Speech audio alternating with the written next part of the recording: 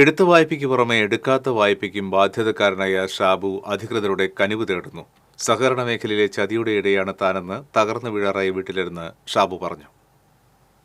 എടുക്കാത്തൊരു വായ്പയുടെ പേരിൽ കണ്ടമാന യാതനകൾ അനുഭവിക്കേണ്ട ഒരു വ്യക്തിയാണ് ഞാനും എൻ്റെ ഭാര്യയും മക്കളും. ഞാൻ അറിയാതെ മറ്റാരോ വായ്പ എടുത്തിട്ട് എൻ്റെ പേരിൽ കേസാക്കി എൻ്റെ സ്ഥലത്തിൻ്റെ കാശ് തട്ടിച്ച് കിടക്കാനാണോ എന്താണെന്ന് എനിക്കറിയില്ല. ഇപ്പോൾ വീട്ടിൽ ജീവിക്കുന്ന തന്നെ ഒരു മരണ ഭയത്താലാണ് ഞാനും ഭാര്യയും മക്കളും. ഇത് നെടുപുഴ വട്ടപ്പിന്നി സ്വദേശി ഷാബുവിൻ്റെ വീടിന് മുന്നിലാണ് നമ്മൾ നിൽക്കുന്നത്. അറിയാത്ത വായ്പയുടെ പേരിൽ കടക്കാരനാകേണ്ടി വന്ന ഷാബു, എടുത്ത വായ്പ പോലും തിരിച്ചടയ്ക്കാനാവാത്ത ഷാബുവിനാണ് എടുക്കാത്ത വായ്പയുടെ പേരിൽ ശക്തനിലെ സഹകരണ ബാങ്കിൽ നിന്നും ജപ്തി നോട്ടീസ് വന്നത്.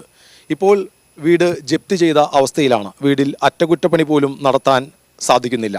മരണഭയത്തിലാണ് വീട്ടിൽ കഴിയുന്നത് ഷാബുവും കുടുംബവും. തൃശൂർ സർവീസ് സഹകരണ ബാങ്കിന്റെ കൂർക്കഞ്ചേരി ശാഖയിൽ നിന്നും ഷാബു വായ്പയെടുത്തിരുന്നു.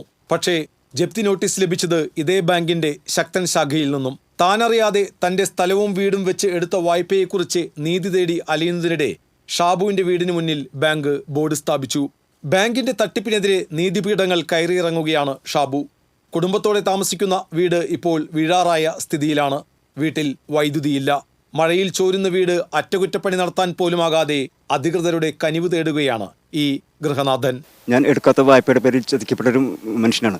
എനിക്ക് ഭാര്യയ്ക്കും മക്കൾക്കും ജീവൻ ഭീഷണിയില്ലാതെ ജീവിക്കാനുള്ള ഒരു സാഹചര്യം ഈ ബാങ്കിൻ്റെ ഭാഗത്തുനിന്നോ മറ്റുള്ളവരുടെ ഭാഗത്തുനിന്നോ ഉണ്ടാക്കിയെന്നാൽ ഉപകാരമായിരിക്കും. മരണഭയമില്ലാതെ വീട്ടിൽ ജീവിക്കാൻ സാധിക്കണമെന്നത് മാത്രമാണ് ഷാബുവിനെ പറയാനുള്ളത്.